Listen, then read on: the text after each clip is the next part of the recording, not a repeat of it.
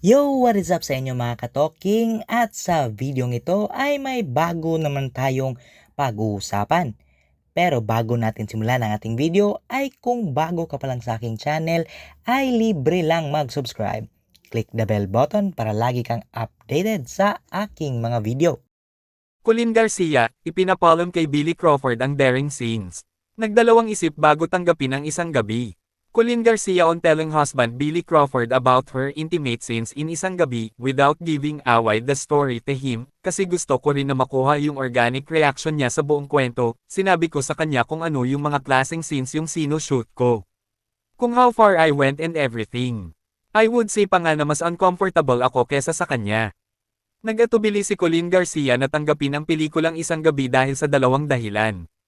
Una, masyadong sexy ang proyekto. Pangalawa, kaibigan ng kanilang pamilya ang leading man niya sa pelikula na si Diego Loizaga.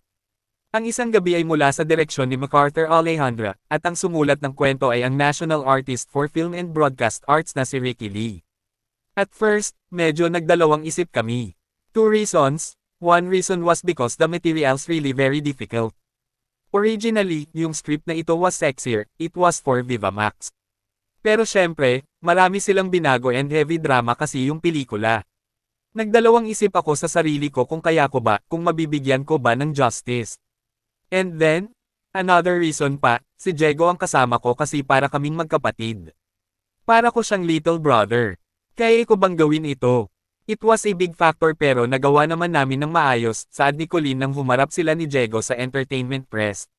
Walang inilihim si Colleen kay Billy Crawford tungkol sa mga mapangahas na eksena nila ni Diego sa Isang Gabi. Nagpapasalamat siya sa pagkakaroon ng isang maunawang asawa na suportado ang kanyang acting career.